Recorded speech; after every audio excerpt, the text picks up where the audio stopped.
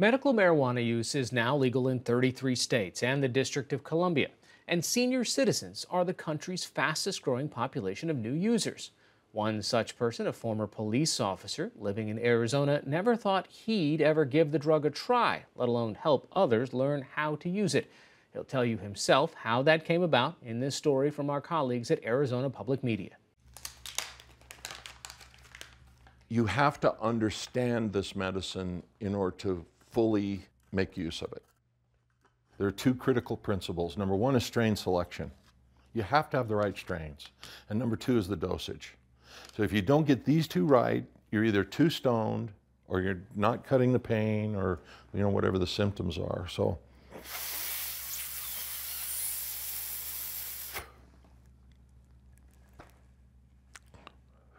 there's two puffs, and I'm already feeling the relaxation.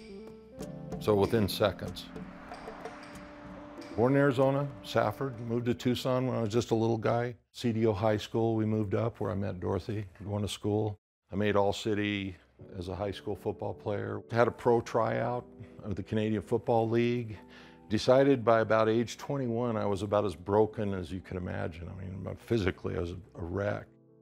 I started with the Sheriff's Department in 1978, worked the streets, was with the undercover narcotics team, worked my way from the streets all the way up to assistant chief. And in 1984, I was in a really bad car wreck on duty. Back was hurt really bad, but nobody diagnosed it for 20 years. So I went into my doctor, I said, "Doc, I can't do this anymore." He said, "You're retired." And that was the first time I got a prescription. This is what I took every day of my life just for pain. We came up with a nickname for the guy that took that pile. We called him Morphine Bill. And Morphine Bill was a jerk. I'd be in bed 12 to 14 hours a day and then sit on the couch for the rest of the day eating pills. My boys came down from Washington and they said, "Dad, this has got to stop." I said, "What do I do?" They held up a newspaper and it said, "Medical marijuana. We dare you to research it." And I laughed at them. Do you really picture your dad, an ex-cop, a Mormon boy? I don't drink, I don't smoke, I don't do anything. You really picture me smoking a doobie? Hi, welcome to NatureLab. Hi, thank you. Have you been here before? Yes. A few times. Okay. So I set out a research project to prove them wrong. I need a quarter of blueberry kush, okay, and then I need 1 gram of the gold label, but I need heavy, heavy indica. I studied and studied and studied, and the more I learned, the more I realized the problem was not with cannabis, it was with my personal biases. And there's the berry. Just because our society calls it evil for so many years doesn't make it evil. The study shows that it's a very beneficial plant.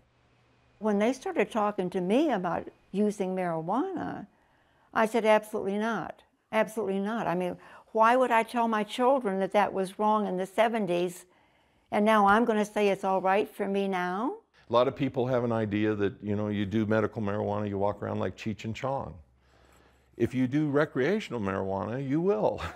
But medical marijuana is a different thing, a sustainable long-term treatment plan. I've been with oxycodone for 30 years, gradually increasing. My primary doctor said, "We've got to get you off of this. We've been trying, she's been trying for several years." It's hard to understand how bad I was before and how depressed.